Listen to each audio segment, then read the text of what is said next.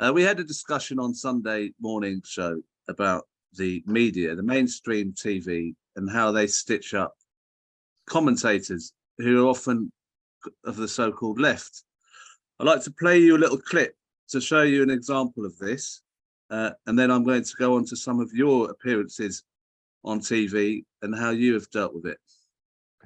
This is Aaron Bastani on This Week a couple of years ago. Aaron Bastani, why, in the words of Robert Winston, is anti-Semitism endemic now in the Labour Party?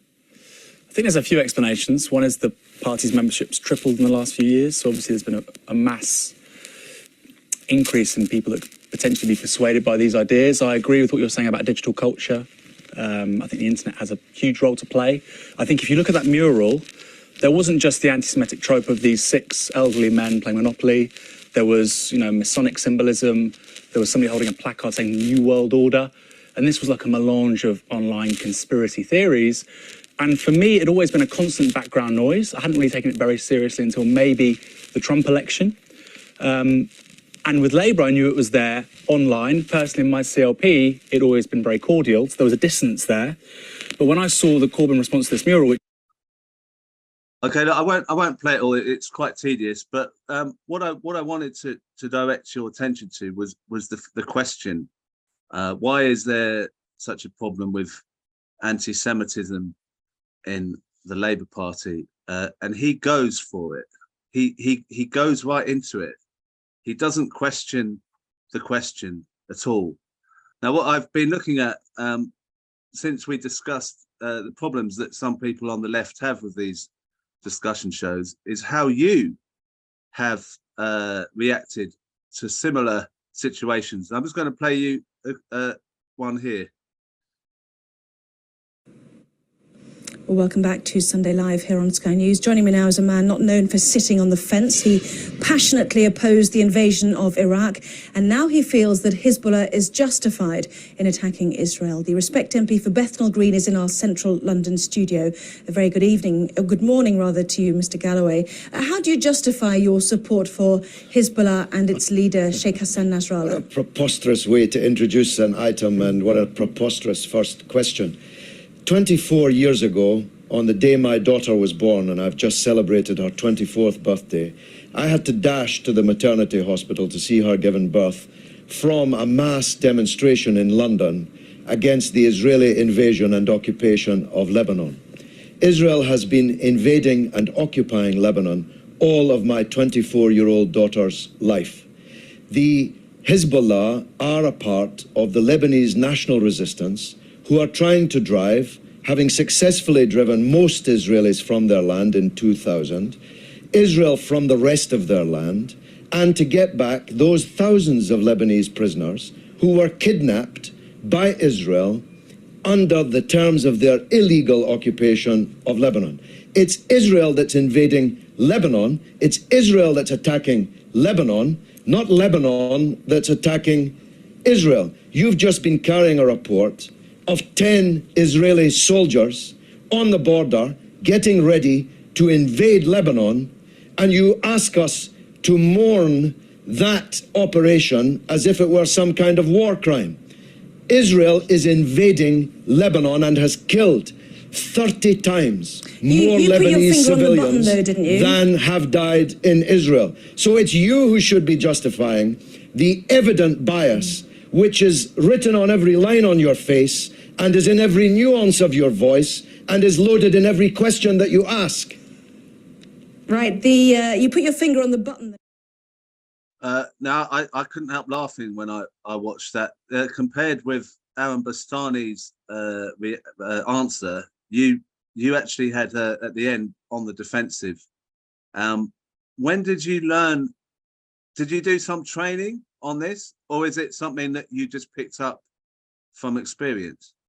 No, I never had any training, but I'm more than happy to give training because when I saw Aaron Bastani, a person who is not always wrong and not always weak, sometimes good, bit more than a stop clock twice a day, but that was not his finest hour.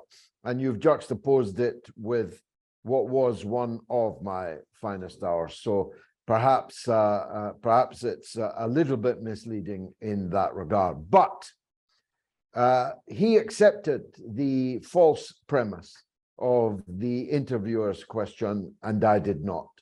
And I found the words, though it was 7 o'clock in the morning, which is why I look a little bedraggled. I found the words with which to reject the fake premise. Bastani swallowed the false premise, hook, line, and sinker, and was sunk from there on in. He should have said, well, let me put it another way. I would have said, but it isn't endemic in the Labour Party. You're just making that up. That's what I would have said as my first answer. Yeah, and what's it like before the interview when you're in one of those situations in the studio? Do they give you any idea what they're going to say? And do they try and make you feel like they're your mate? Do you have to have a kind of critical mind as soon as you get in there? Is that the key to it as well? Well, I think they do with someone. Aaron looked to me a prisoner, a Stockholm Syndrome prisoner there, and I can understand how that happened.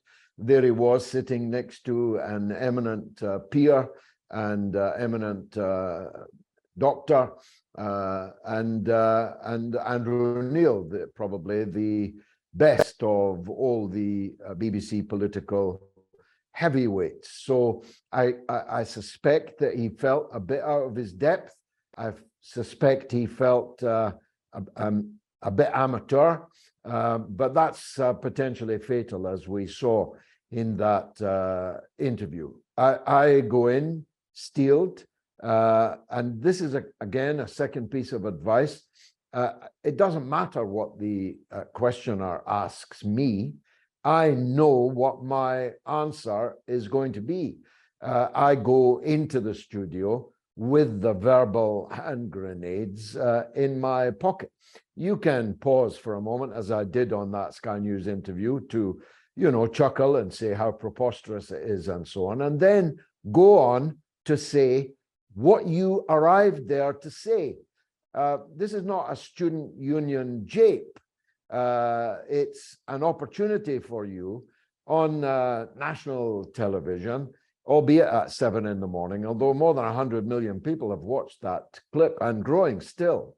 The point is you're getting an opportunity. And also a third piece of advice. Once the interview has started, especially if it's live, you're in charge, not the other fellow. You can keep talking when he wants you to stop. You can say whatever you like, whether he likes it or not. And it's vital to know that you are in charge, not he. He, as she was in the Sky News studio, she was all at sea. She had someone talking in her ear, desperately trying to divert things, to intervene, to save the Sky News party line. But she was not up to the job, which is my fourth piece of advice. You need to know your stuff. You see, if Bastani had been able to say, you just made that up, there's not 0.000.3 cases of anti-Semitism in the Labour Party. This is a politically driven kamikaze attack on Jeremy Corbyn's leadership. Dr. Winston is here because he wants rid of Jeremy Corbyn. You want rid of Jeremy Corbyn. These are the things that he should have said. As I did actually from Liverpool on Sky News, on another clip. I don't know if you have that easily. No, we haven't got very long, so I've got a couple more. These made me laugh. I wasn't feeling too good. I was poorly with some kind of flu, and I just saw these clips, and it made me laugh because what you've done here. George Galloway, you've described this as the most sensational upset in history. I think you got a little bit carried away. There were two previous results with bigger swings, but it is pretty sensational nevertheless. What do you put it down to? No, I don't think I was exaggerating. If you'll forgive me, I'm a bit of a student of these matters. No party to the left of Labour has ever taken a Labour seat in a period when Labour has been in opposition. And by the way, after the mother of all bad weeks for the government, the condemned Liberal coalition. So I think it was the most sensational, but we won't get hung up on this point, but there were bigger swings in 1983 and I think 1967. Well, you obviously didn't hear what I said. It's understandable. I'm in the street. I'm not talking about the swing. I'm talking about a party to the left of Labour seizing a seat from Labour, whilst Labour is in opposition and after a very bad week for the government. Right, you're defining your terms very clearly and quite narrowly, but within those terms, a sensational victory, what do you put it down to? I don't know why you're being so churlish about this. I know more about left-wing history than you do, I assure you. But anyway, I put it down to a tidal wave of alienation in the country, and not just in Bradford, against the Tweedledee, Tweedledum politics of the major parties. If a backside could have three cheeks, they would be the three cheeks of that backside. People want something different. They want leaders that they can believe. They want leaders who say the same thing wherever they are and whenever they say it, whether before an election or afterwards. And I think we saw what I described last night as a Bradford spring moment, a kind of uprising, a peaceful, democratic uprising of especially young people. Isn't it slightly presumptuous or even arrogant, though, to compare a by-election victory with a revolution that has claimed tens of thousands of lives across the Arab world? Well, I can see you and I are not getting on very well, and probably that's a sign that I should go and do one of the many other interviews that are waiting for me. You obviously weren't listening, or you're not hearing me. I said a peaceful, democratic, a peaceful, democratic uprising, a peaceful, democratic uprising. That's what I think it was. You evidently don't. We'll see if it comes to anything. Thanks very much, because I really do have a lot of very important interviews to do. Now that made me laugh, because you just thought, well, I'm not interested in this. Is there a point where you have to just write off the whole thing because they're so intent on undermining your position, your credibility, your whatever points you're making? Yeah, timing is important, though. You mustn't do it every time, and you have to have a kind of credible reason for doing it, or the viewer will sympathize with the interviewer rather than you. But as she began and continued the interview with negative denigration in the hours after what was, as I said, the most sensational political result in British political history, it would have been far better for her to have accepted that, just ignored it. If she doesn't agree with it, go on to the substance of the matter. She so clearly was not prepared to go on to the substance of the matter that I think the viewer's sympathy was with me. And if you're going to take your microphone off, make sure you can easily slip the cords and don't get caught like John Knott did, struggling to take off his microphone during the Falklands War.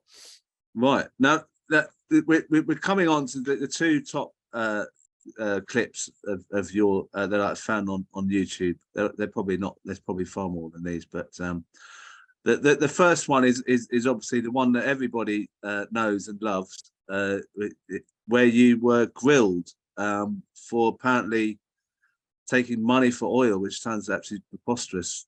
This is the clip that I've made of that. Mr. Galloway, I'm pleased to have you before the committee today. What I'm going to do is briefly summarize the evidence before I give you a chance to give your sworn testimony. The oil for food program was used to support those who were favorable to Iraq. Former Iraqi Deputy Prime Minister Tariq Aziz and Iraqi Vice President Taha Yassin Ramadan confirmed this. I would think that you would admit that your efforts to oppose the sanction were well received.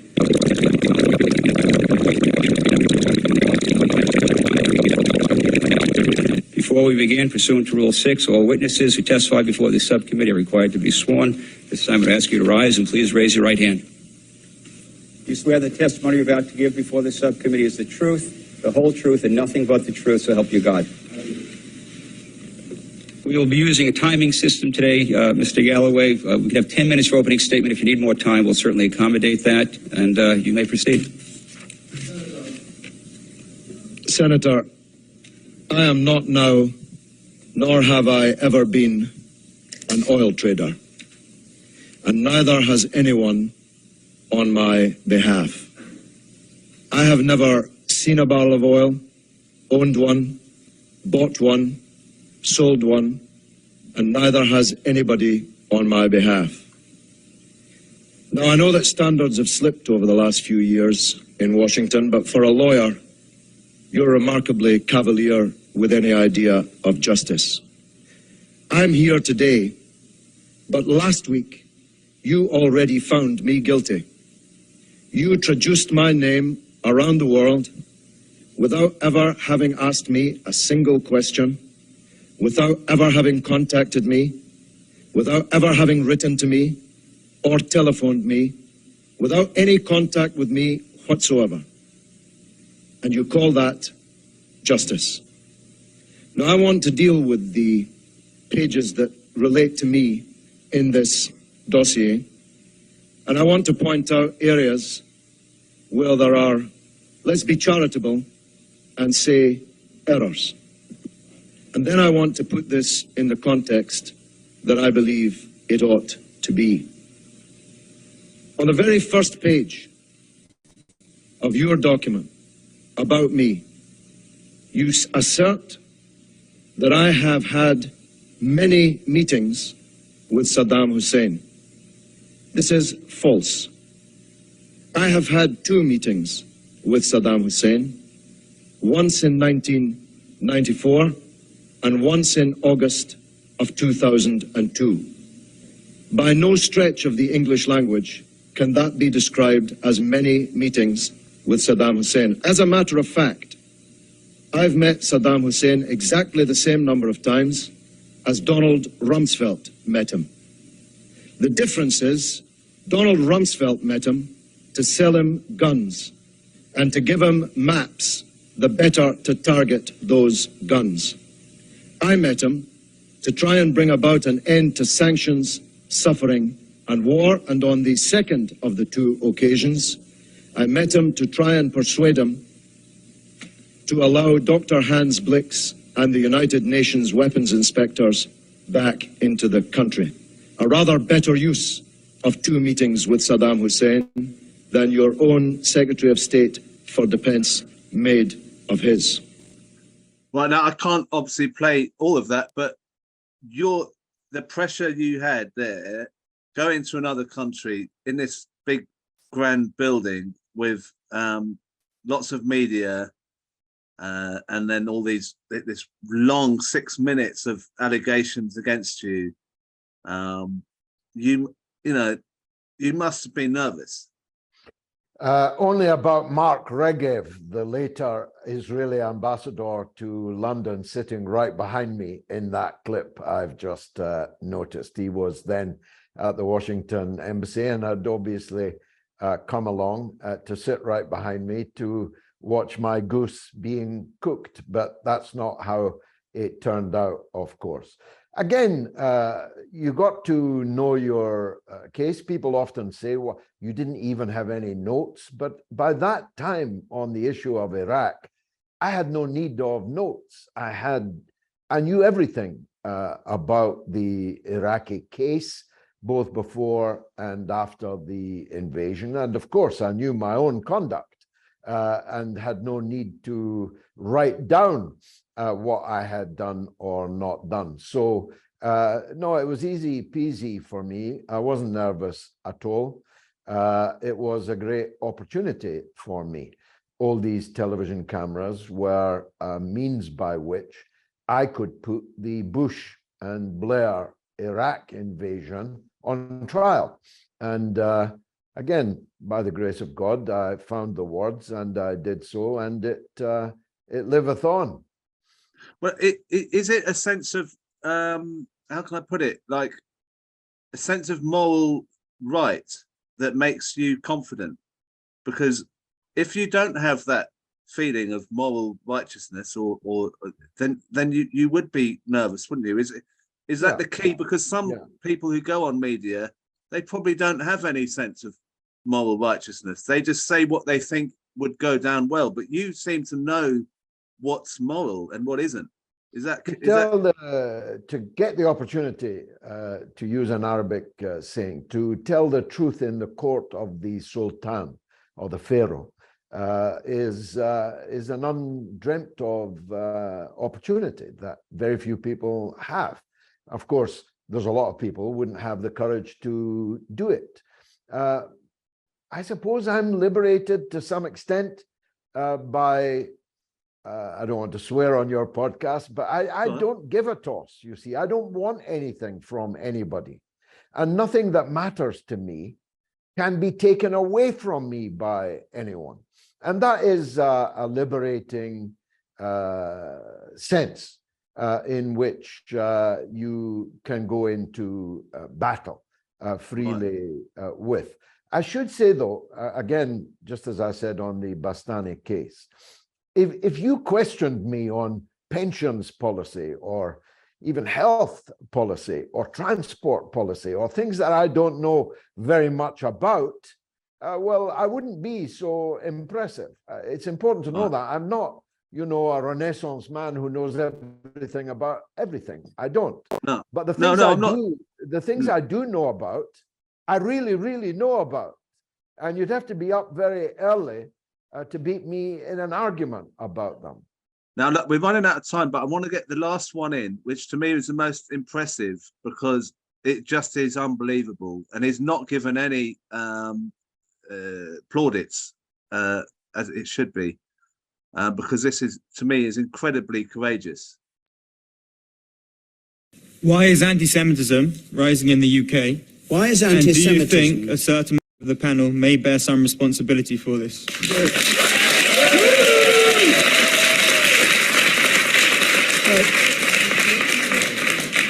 Jonathan Friedland. Somebody like George Galloway, who definitely has a following and an audience and has wonderful powers of rhetoric, we've heard them tonight, he and people like him need to exercise great responsibility in this area because it is incendiary, it's sensitive, and as we've seen from these figures today, it can lead to hate. Okay.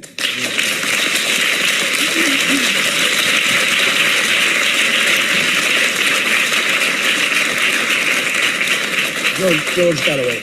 Well, I see, David, that with characteristic care you have carefully balanced the audience this evening. The question. Listen. I'll bring you in. You can be the lions. Let Mr. Galloway You can be the speak. lions. I'll be Daniel. You will not stop me speaking. You will not stop me speaking. You will not stop me speaking, however much you shout.